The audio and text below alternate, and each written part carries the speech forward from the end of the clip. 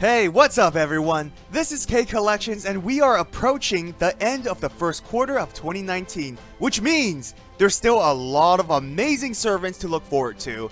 I'll briefly break down my top 5 SR servants you should summon this year, if you can that is, cause the summon rate for 4 stars is still quite shitty. Keep in mind this list is my own personal playstyle and perspective. Just because a servant didn't make this list doesn't mean they're bad. Feel free to agree or disagree with my list. At any rate, let's get started. So in 5th place we have an archer. This is a fan favorite, it's none other than Tomo Gozen. I would rank her higher, however, her playstyle isn't anything new and the archer class is saturated with so many good servants. Nonetheless, she's an awesome servant. Gozen is a buster focused servant that specializes in crit damage. Sounds familiar? That's because so many archers have similar playstyle, but that doesn't mean it's bad.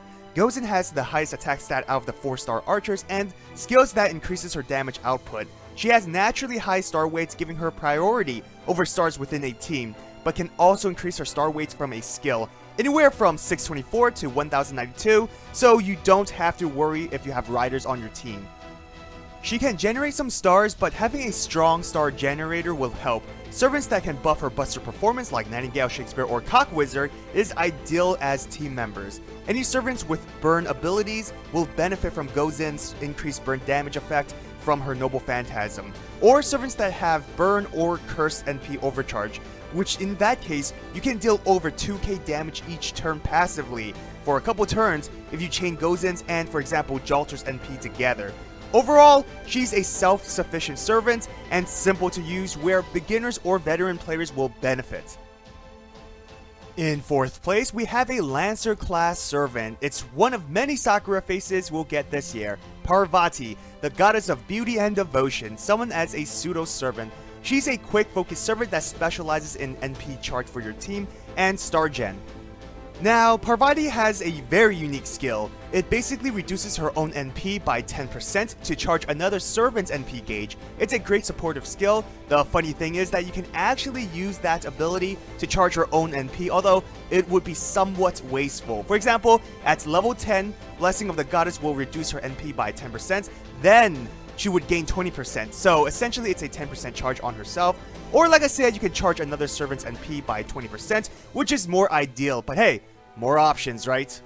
Her Noble Phantasm will also charge your team's NP gauge depending on its overcharge. Along with helping your team's NP, like I mentioned, she's a star generator as well, with skills activated on her AoE quick NP attack.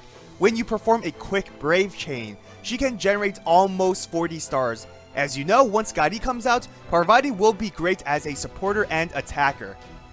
In 3rd place, we have yet another Lancer class servant. Mama Raikou is one of the best 4-star summer servants due to her simple yet effective playstyle, mainly because her skills have so much synergy.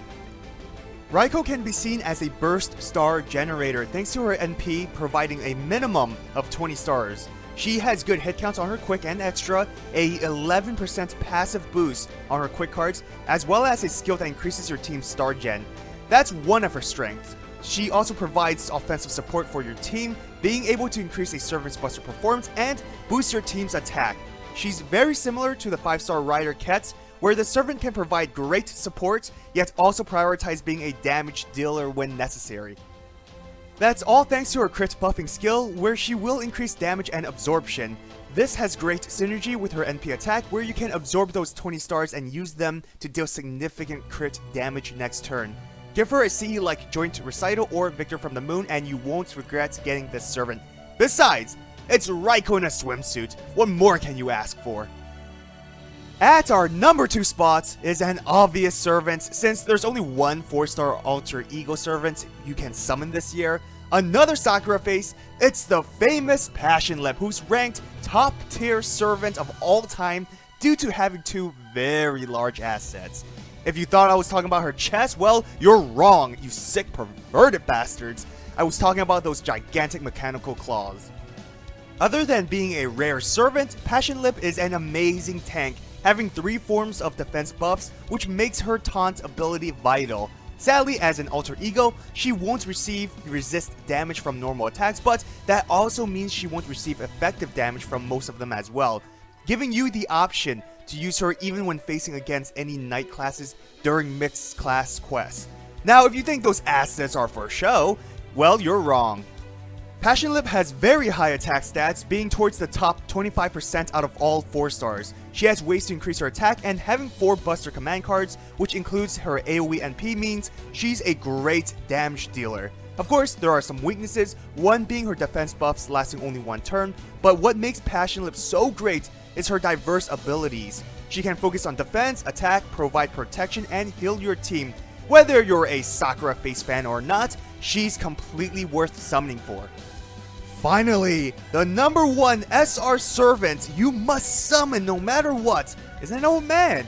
Who would have thought? Don't underestimate him though. The great Samurai Yogi Munenori is an arts-focused servant that specializes on NP spam and defense through multiple attack debuffs.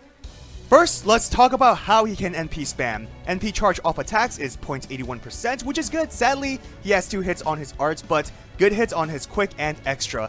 And an example of how much he can charge, when you NP Brave Chain, you can expect 30 to 40% NP charge, and that is without crit damage, his NP or arts buff. You can increase his charge even further with the buffs I mentioned, and his arts buff has a very unique skill that increases his star weight for arts attacks, resulting in massive NP gains. So that's just his NP spamming, which a lot of servants can do. What makes him amazing are the attack debuffs he can inflict on a target, one from his skill, another from his NP attack, which lasts a bit longer. This works effectively as a defense tactic. He synergizes well with Mash and godly with Tamamo, since she can charge his NP and reduce skill cooldown. Equip a 20-30 on your supports, and watch your enemies attempt to scratch you to death. His major flaw is, like Musashi, their skills last only 1 turn, resulting in cooldown periods feeling really lackluster. Special thanks to all my patrons for supporting me. If you want to support my channel, check out my Patreon. Don't forget to check out my top 5 SSR servants you should summon in 2019. So, who is your top 5 SR servants? Comment down below. I hope you enjoyed this video. If you did, hit that thumbs up and subscribe to my channel for more FGO content. Follow my Twitter, Instagram, and join my Discord server. All links are in the description. Have an awesome day, everyone. Till next time.